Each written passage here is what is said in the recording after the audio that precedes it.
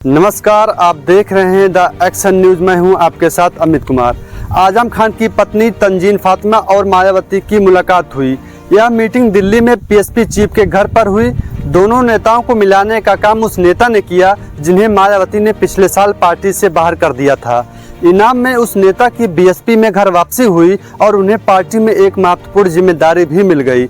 इस तरह की बात आजम खान के कुछ समर्थकों और पश्चिम यूपी में बीएसपी के एक नेता की तरफ से इशारों में बताई गई। बीएसपी कैंप का एक वसूल रहा है, जब तक बात पक्की न हो जाए मायावती उसका खुलासा नहीं करती। इसीलिए हो सकता है कि उनकी या फिर पार्टी की तरफ से यह भी कह दिया जाए कि ऐसा तो कुछ है ही नहीं। नमस्कार, मैं हूं अमित अम्बेडकर। आप देख रहे हैं द एक्शन न्यूज।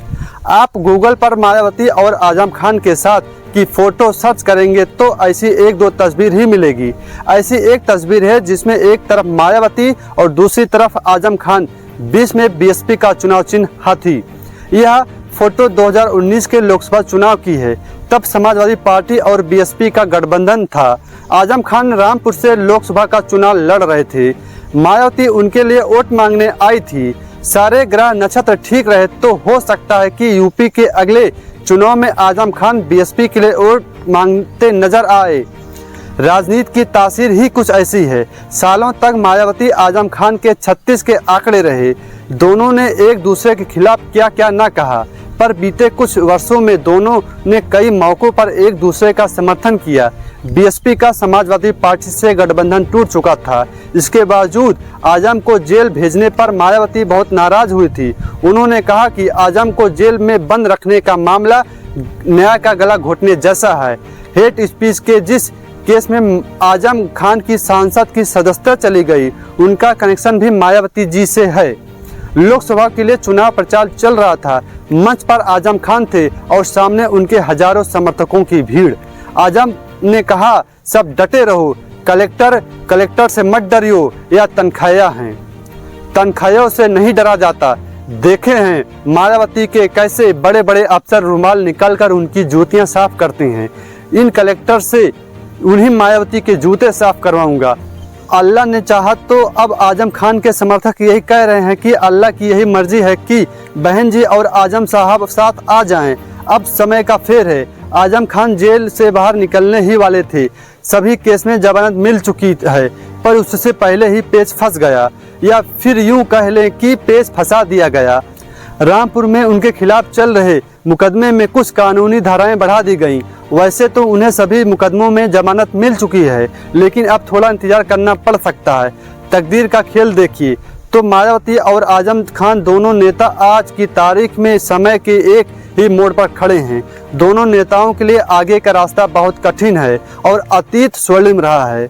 दोनों साथ साथ आए तो तय मानिए कि यूपी में राजनीति की दशा और दिशा बदल सकती है।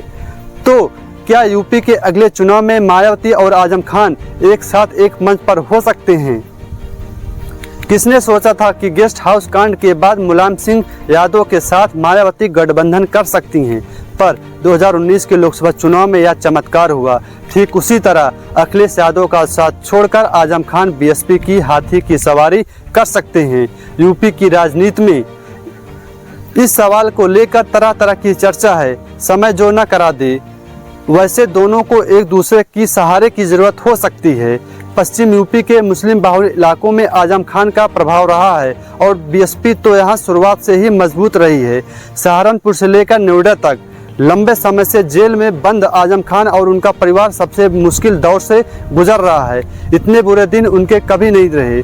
करीब 50 सालों का उनका राजनीतिक करियर रहा है, पर इन दिनों उनकी कश्ती मझधार में है। इतने बेबस और लाचार तो खान साहब तब भी न थे जब मुलायम सिंह यादव ने कल्याण सिंह का हाथ पकड़ लिया था। इसके बाद विरोध करने पर वे समाजवादी पार्टी से बाहर कर दिए गए थे। खान साहब एक जमाने में मिनी सीएम हुआ करते थे। उनके बेटे अब्दुल्ला आजम विधायक थे। खान की पत्नी तंजीन फातिमा समाजवादी पार्टी से राज्यसभा सांसद थी। बताते हैं कि खान साहब से अधिक उनकी पत्नी का दिमाग चलता है। सिर्फ 3 महीने पहले ही तंजीन फातिमा के एक बयान से समाजवादी पार्टी में खलबली मचा दी थी।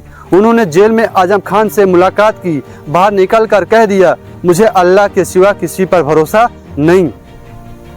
तंजीन फातिमा ने जो कहा वो भरोसे वाली गांठ तो बहुत पहले ही पड़ गई थी, पर पिछले लोकसभा चुनाव में आजम खान और अखिलेश यादव के बीच बढ़ती दूरियां सबके सामने आ गई।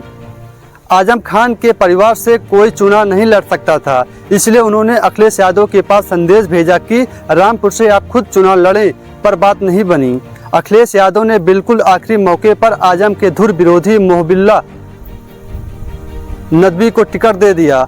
फिर तो आजम खान के समर्थकों ने लोकसभा चुनाव के बायकॉट का ऐलान कर दिया। खैर, नदवी जीत गए और जेल में बंद आजम को कड़वा घूंट पीना पड़ा। उनका दर्द बढ़ता गया।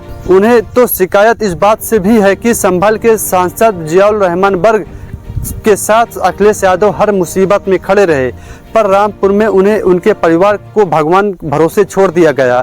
लेकिन एक बात सच यह भी है कि आजम के कहने पर ही उनकी करीबी नेता रुचि बीरा को मुरादाबाद से लोकसभा का टिकट मिला।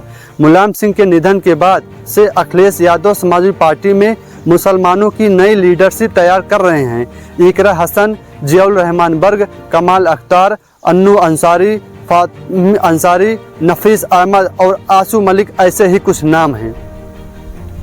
अखिलेश यादव के आसपास इन दिनों यही चेहरे नजर आते हैं। आजम खान को यह पसंद नहीं।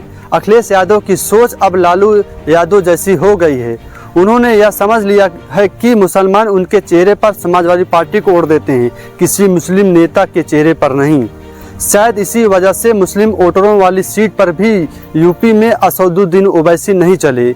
आजम खान का आगे का रास्ता कठिन है तो मायावती का भी। मायावती की पार्टी अपने वजूद के लिए संघर्ष कर रही है। यूपी की 4 बार की मुख्यमंत्री रही मायावती के सामने सबसे बड़ी चुनौती अपनी पार्टी को बचाने की है। अपने परिवार का मामला तो उन्होंने सेट कर लिया। भतीजे आकाश आनंद को उन्होंने बीएसपी में वह सब कुछ दे दिया जिन्हें कुछ महीने पहले छीन लिया था। आकाश के ससुर की भी पार्टी में वापसी हो गई है। अब आगे तैयारी 1.5 साल बाद होने वाली यूपी विधानसभा चुनाव की है। इस बार मायावती के लिए मामला अभी नहीं तो कभी नहीं जैसा है। पिछले चुनाव में बीएसपी को बस 1 सीट मिली थी। लोकसभा चुनाव में तो पार्टी का खाता तक नहीं खुला। यूपी में बीएसपी का वोट शेयर डबल डिजिट से कम करीब 95% रह गया।